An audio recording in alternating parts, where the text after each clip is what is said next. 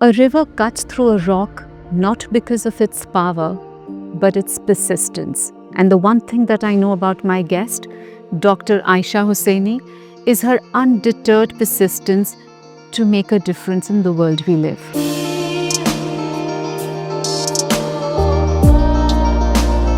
I met Aisha 25 years ago when I volunteered for a support group that she had established, the first of its kind, Manzil Center, which is the first organization in the Middle East for people with determination to get Pearson accreditation for its program, the first organization outside UK to receive the Disability Confident Leader certification. The center also partners with Harvard Medical School in a long-term autism research study.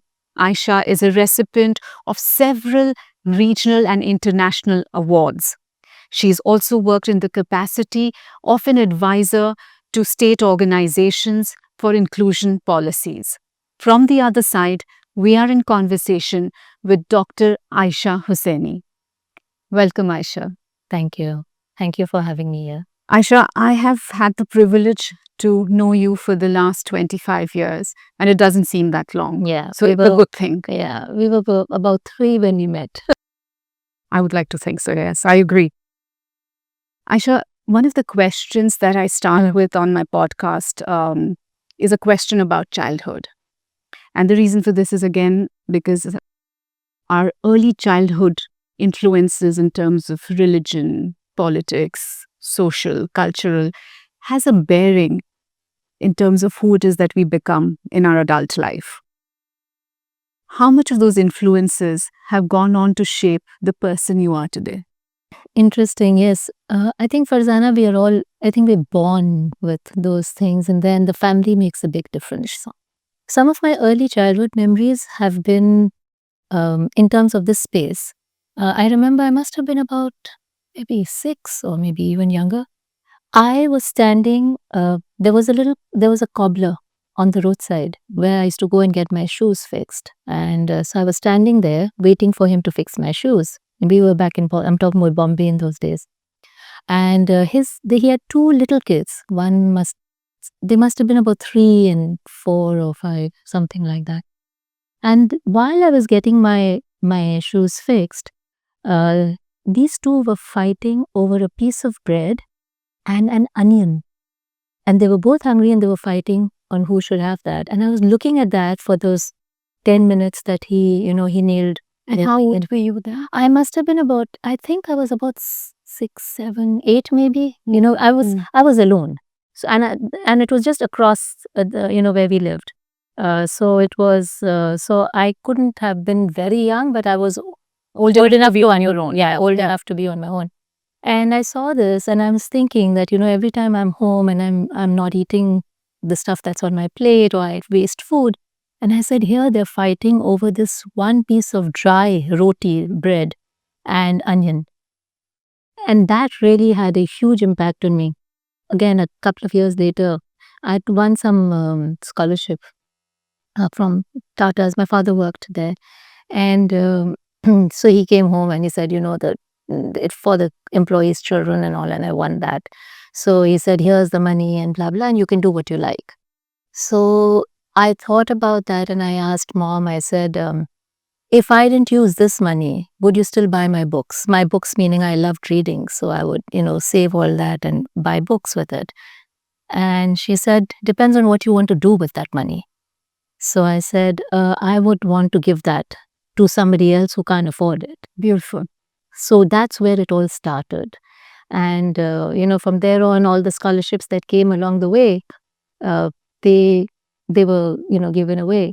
But also your environment at home must have been encouraging for you to continue to do this. So yes, I come from a family where my grandfather was known for all the, he was in the ICS, the Indian Civil Services, when the British were still there in India. So again, he was known for the number of people that he had helped and things that he had done. And parents were again with that same mindset. I mean, my mom could have, I don't know, she must have definitely, the fact that she said, it depends on what you want to do with your money. Yeah. It was a prompt enough. Yeah. So the environment was always that. And then like you say, our culture, religion was a very important aspect. Again, something a very strong influence in our family, and there's a lot of giving in Islam and things like that. So Sharing, giving, charity, zakah, being one of the pillars of yes, exactly. So I think all of those things very subtly they shape you. absolutely. And very early on, it Very early. becomes a foundation. Yeah. So I think these must have been some of the things that make me who I am. If I can and if I can make a difference. My dad used to always say that, if you can, when we were talking about, oh, I want to do this, and when I grow up, I'll be, when you're kids, and they say, and he said, if you can shape one life, if you can impact one life in your lifetime, even one life, that is enough. But that is what, that is when you think that you've done something. So That's incredible. That's So- incredible. And it's so fascinating in a way to, to reflect on how these little anecdotes that we've heard somewhere house it, they kind of make their space in our minds in a way which is which becomes so powerful as we grow up, that and it's somewhere in the subconscious, but you can always tap into it Right. and reflect from there, and that really also becomes sometimes the prism from which you see the world around you, isn't it? It is absolutely. So clearly, from the fact that you've had an early childhood experience of where somebody was impoverished and didn't have the kind of the privileges that you grew up with, left an impact on you. And that then further extrapolated itself in the work that you started to do, which is that of Manzil. So what was the genesis of Manzil? How did Manzil come about? So Manzil, as you said earlier, Manzil we started a support group. So initially, I was working here and I started a mother's support group. And then that was only at the school. And then from there, I said, oh, it's not just the mothers that need the support, it's the families that need the support. So from there came the whole family support group, and we were the first of its kind at that point in time. And this is the support group for families of people with disabilities, yes. So this started in 99. Right. And then from there, we realized that we did need to have a school or a center which would help not just the students to, in those days, a lot of the stuff that was happening was, it was more about providing sheltered workshops, about getting people to be in a secure environment. And we saw adults who were either making candles or block printing or making chairs and doing some carpentry work. So these were the main areas: block printing, carpentry, handicrafts. And that was where people with disabilities, that was mainly what was happening in those days. And Would you say they were limited to only those functions? well, most, Yeah. I was in India. I worked in India before that, and then came to the UAE. And in both these places, this is what was happening. In all the centers, they were all training people to do one of these, these skills. So it's not a bad thing. But the thing is that I felt that It was limiting. it was very limiting, and there was so much more that we could do. Then why the support group for families? Why was there a need for that?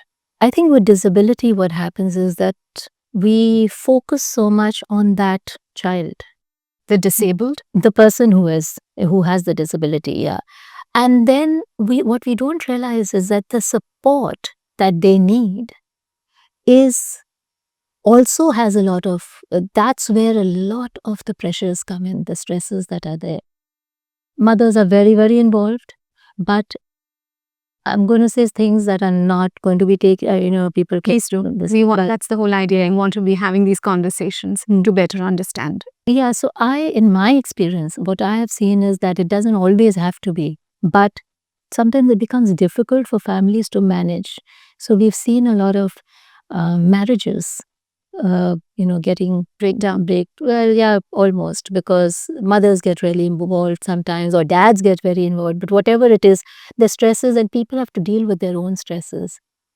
Another group that people often ignore are the siblings, because remember, they are children too. Absolutely. And so if I have a brother or a sister who has a disability, mom and dad are so focused on that I just grew up. I just have to learn to grow up very early in life. Yeah. And that again becomes something that, my needs. I do have my needs. I'm a child at that stage. And what happens to that child? So that's why we said that we will do a family support group, because the entire family needs to do things.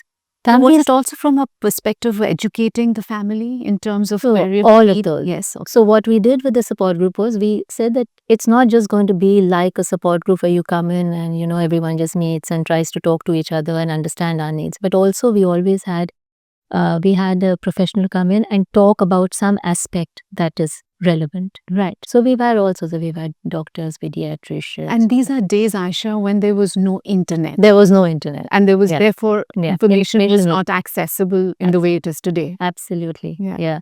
So we would invite a professional, and we had all sorts of professionals coming in, how people came in and, taught them music or did a session there, or someone with art, or someone coming in to talk about insurance of people, with disability, and what do you do, financial independence for the families, how do you keep yourself safe? So all sorts of stuff. I mean, we had professionals come in and so education was a very important part of the work that we did. So support group then leads you to building Manzil, which Right. is a center for disabled Yeah. individuals. Yeah. Okay. Yeah.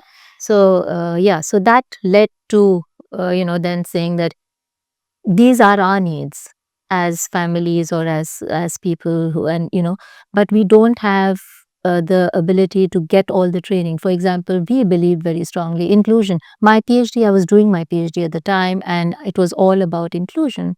And inclusion was, at that time, in the UAE, this was before the laws turned in favor of inclusion. Sure. So we were just at the beginning of, internationally, that's what it needs to be, what needs to be done. And so we had to just start something that focused on inclusion, on bringing our, our children, our students into the mainstream at the social level, at the professional level, and of course, educational. So, but each of them, so there's social, there's educational, where they're studying in an inclusive setup, and then ultimately leading to a professional independence and financial independence. Sure. So getting there. But those things, the financial independence and all of that, that was not, again, we didn't want to limit it to the ones that we had in those days, the skills that were being developed in those days. So we said our children can be, or our young adults can be in banks and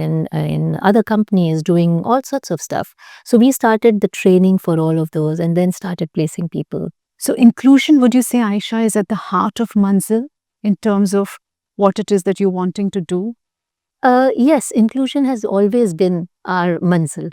That's how it started. It was, what is our destination? Yes. Yeah. And when we say inclusion, just for the benefit of everyone to understand, is being accepted in society, workspace, education. Okay, so let me just step back a little bit and talk about DEI these days. Everybody talks about diversity, equity, inclusion. These are the terms that are being used right now. Correct. Diversity has been one big-ish thing here, and it's done. Diversity here, when we talk about diversity, we're talking about gender. We want to tick a lot of the boxes. So an organization will hire people from different nationalities or age groups or gender. That is one of the most common things. But sometimes it's done to just tick a box. So they say, okay, we have 30% women in our group, or we have X number of nationalities in our organization, and it's called diverse. What is the difference between diversity and inclusion? And yesterday we were doing a training, and somebody read out and said, inclusion, diversity is everyone being invited to the party. And inclusion is when you're asked to dance.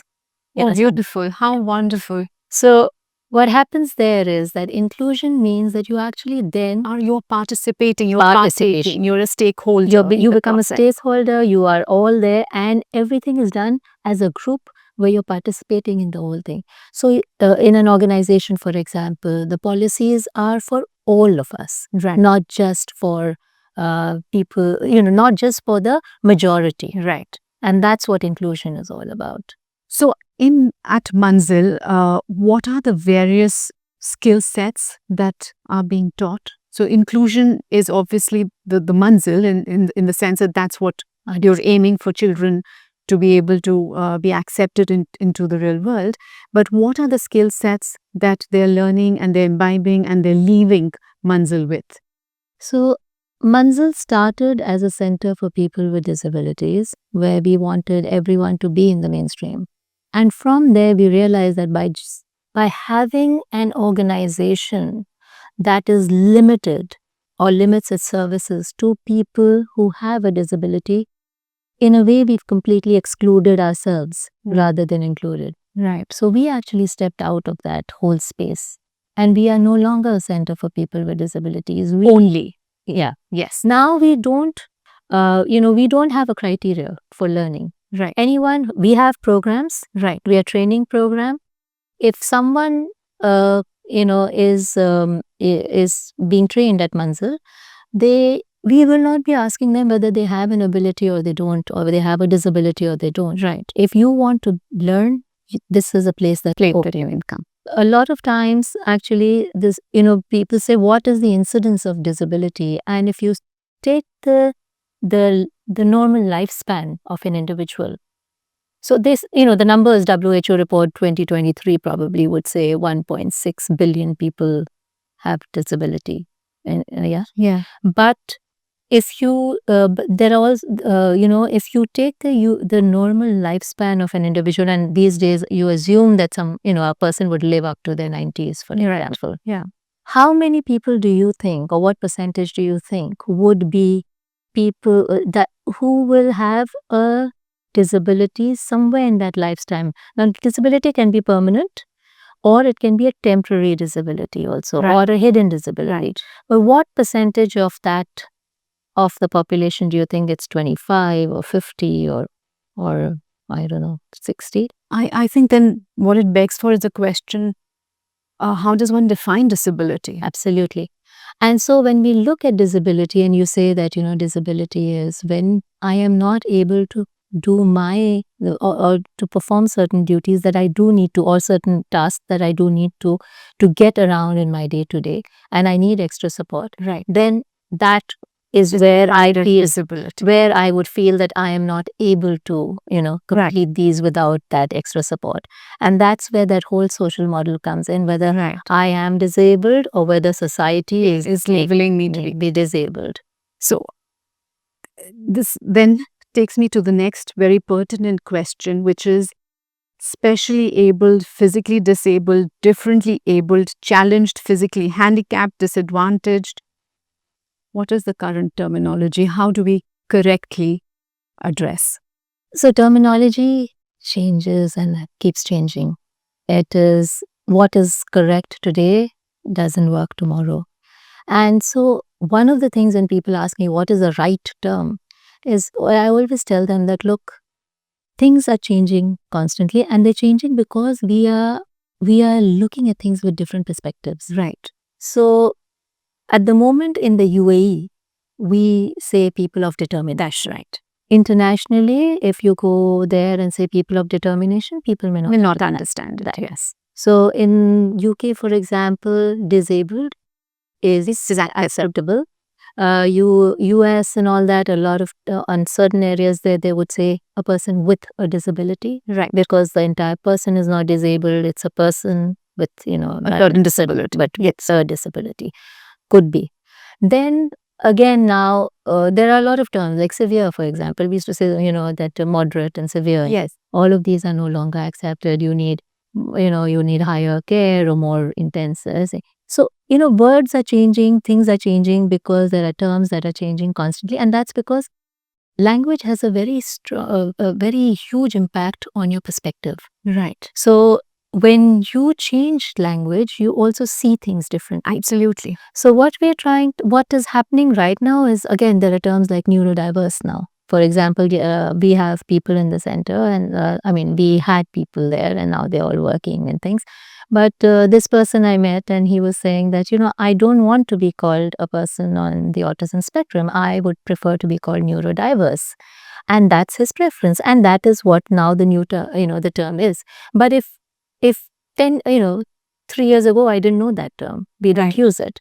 Now we do use that. So things will be changing constantly. And when people say, "Oh my God, I don't know, I'm really, I don't know what to say and I'm uncomfortable," I always tell people that, look, it's okay if you've used a word that's no longer acceptable or that's no longer appropriate. It's okay to ask and learn. Would it be appropriate to ask the person how they would want to be referred to? Absolutely. This is one of the biggest challenges we have. And again, our students used to say, if you don't know, ask me. And we always say, don't be afraid of asking, because we are not there to bite you. Right. We will tell you what we want. Like this one said, he said, I want to be called neurodiverse. I do not want to be referred as this. Somebody else said, no, I prefer. This other guy said, I prefer pod. And I said, what's pod? And he's saying people of determination. I said, okay, that's fine. So, Just ask. just ask and it's fine.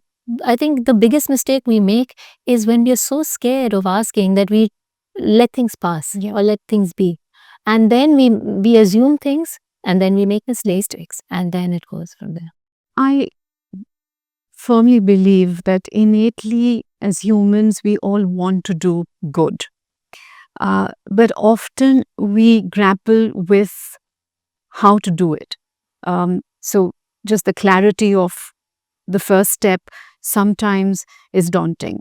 And when it comes to physically disabled or even mentally disabled, we are not too sure how to navigate ourselves to be able to be of help and support. To somebody from the outside, would you just give us a sense of what the world or what is the prism that the children or the individuals with disabilities are seeing the world through? We are often judging or assessing from what we are seeing. And that's not necessarily the feeling that the person with disability is going by. Yeah, exactly. And that's that, we tend to be either that whole too cautious, sympathetic, patronizing. Yes. And that's where the problems arise. We are constantly fighting for rights. And How should we be behaving? How should we be supporting? being empathetic is one thing, but being sympathetic is the problem. And that's the stark difference between that's the first. So illustrate this with an example. If I'm in an elevator and I see a person on a wheelchair, should I be pressing the button and helping the person, or should I wait for them to ask for help, or should I ask them if they need help? Well, what would you do if you and I were in the elevator? I'm standing on this side. I would ask. Well, do the same. Just ask. Would you paint us a typical picture, perhaps, of a family with a disabled individual? What are their day-to-day challenge that they face? And again, given the fact that we are in this part of the world, we are obviously illustrating an example from here. So I'll give you a real example where when I started the support group, and there was this lady, and she said something, and I said, "Oh, I understand." And she said, "No, Aisha, you don't. You don't." And I said, "Yeah, okay." She said, and she was, she was very serious. She wasn't joking. So I said, "Okay." And I was a little taken aback, because we were this group and we were doing all these things. And I thought, of course, You figured it. I've got it all. And she said, what do you do if you are going to make tea and you realize you've run out of milk? So I said, I'd pick up my car keys and maybe just go to the nearest supermarket, buy a carton of milk. She said, give me, break down the activity. Again, these are days of no internet. No internet, no delivery services. Yeah. So I said I'd pick up my car keys and I'd go to the nearest supermarket and get the milk and come back and make my tea. And she said, yeah, that's how you would do it, right? When I have to do that, I have this child. Her child was 16 at the time, and she used a wheelchair.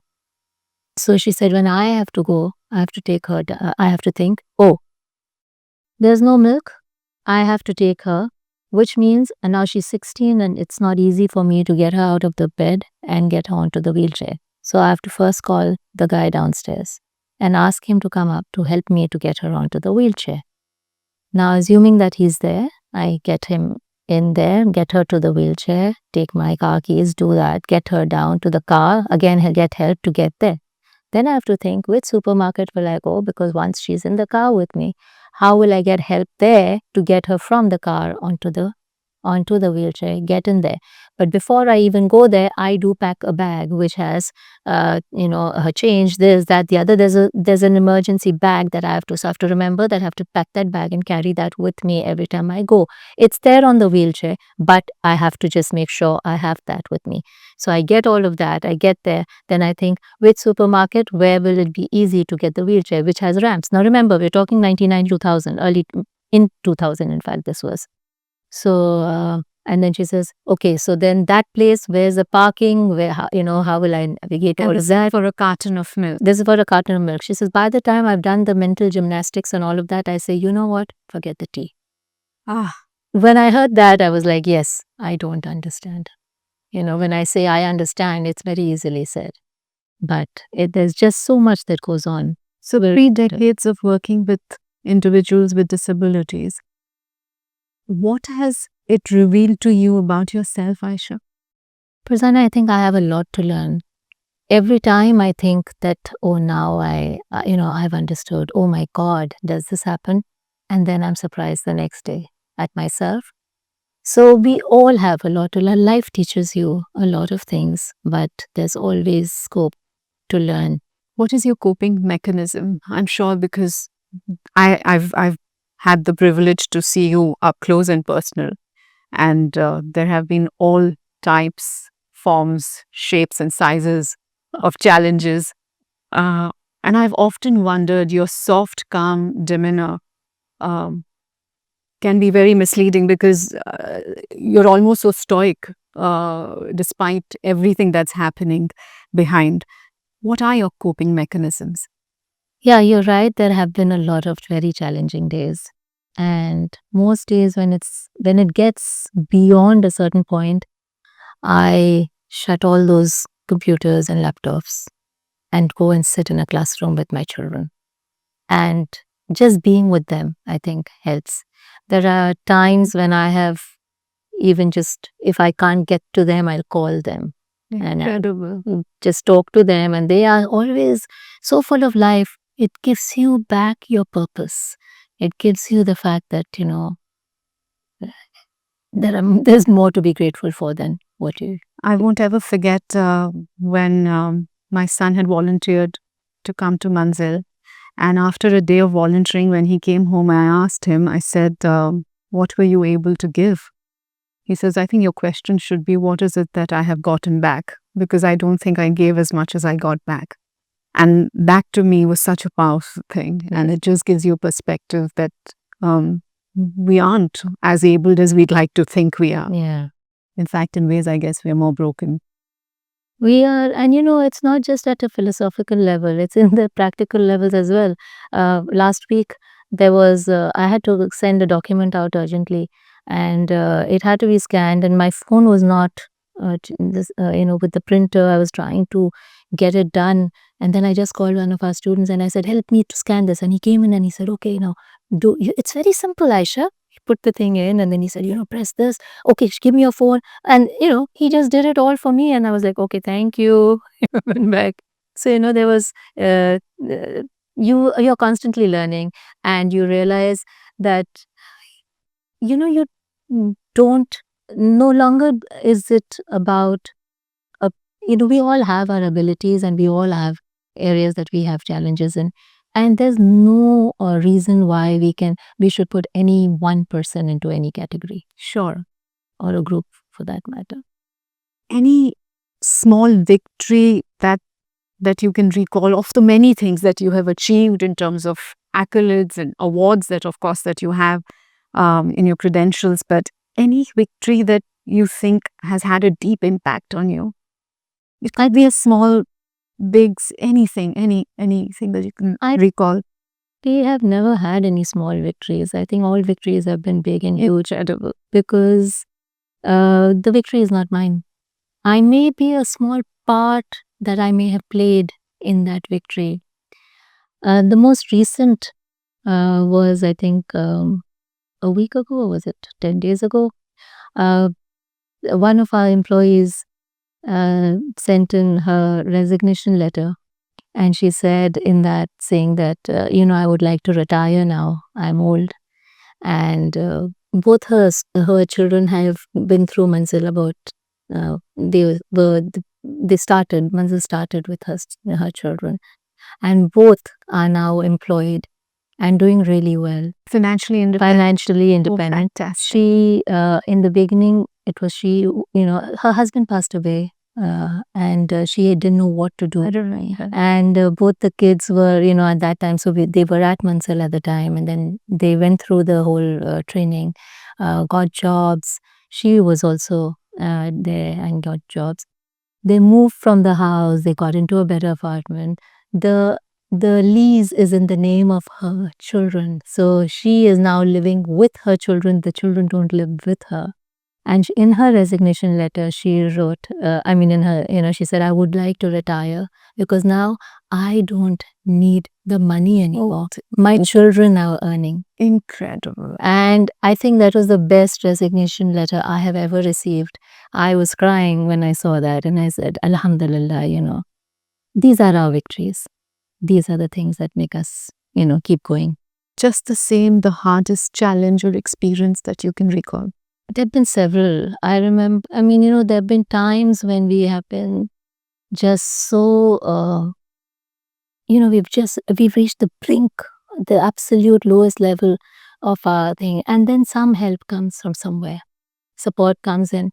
I think my greatest challenge always has been that I get drawn into the administrative side of things. And I am by profession an educationist, and I would like to be in the classrooms and looking at the curriculum, but I tend to get drawn into the admin side of things, trying to the operations and things like that, right? And those become, they're just such a waste of resources for us. And so if we had a little bit more support on that area, and didn't, so where organizations were able to get more support. And what is your vision, Aisha, for disabled people around the world? What is it that you'd like, and particularly in this region, what is it that you'd like to see change or happen? I think what we are seeing is already, what we would like is already happening. Okay. But it is, we still have A long way to go. And that would be true at any given point in time. But we're talking about being included, we're talking about being seen, which is now happening. It's all of those things are there, but what we would want to ensure is that it's that whole difference between sympathy, empathy, being an inclusive society where everyone has an equal fair everybody has, is on the same level. It's doing the equal playground, as you said, and being there, being accepted. I don't know if ever in life, anywhere, any society could boast about being completely inclusive in that sense, but we all have to live with the concept of at least we've tried. And in the hope, in the belief that we can. Right. Absolutely. We are towards the end. Any 3 non-negotiables that you practice every day? Well, what do I do every day? One thing is, I mentioned earlier, faith and having faith. So, and religion plays a very important role in my life. So yes, I do pray. And that is a non-negotiable, whether I am ill or whatever, that happens. So I have hope, I have faith, and that happens. Another thing that happens every day is that I speak to my family. So my mom, she's not with me, or my daughter, that telephone call has to happen every day. So that's there. And I think third, integrity, I suppose. It's not a thing, but But you practice it. you in practice your it, and day-to-day. yeah, it's there in anything and everything that I do. Beautiful. How wonderful. If there was just one thing, Aisha, that you could tell every single person in the world, what would that one thing be? When I was very young, I was told that I was not well, and they said, "Oh, we'll give you 6 years to live." So when 6 years were completed, after that, every day I would say, "Okay, one more year, one more day. That's my bonus day." And so I lived that day doing everything now rather than tomorrow, because I didn't know if there was going to be a tomorrow. And I would say that to anyone who is listening, saying that, live your life today. If you want to do something for somebody or for yourself, it doesn't always have to be for someone else. But if you want to do anything, do it now. Don't wait for tomorrow. It may not be there. Beautiful. Couldn't end this conversation, and not that I'm intending to end it until we meet again. This quote I must read: "To accomplish great things, we must not only act, but also dream, not only plan, but also believe. And in your belief, we have faith and belief." Thank you for doing this. Thank you for having a conversation with me. It means a lot. Thank you. Thank you. Thank you.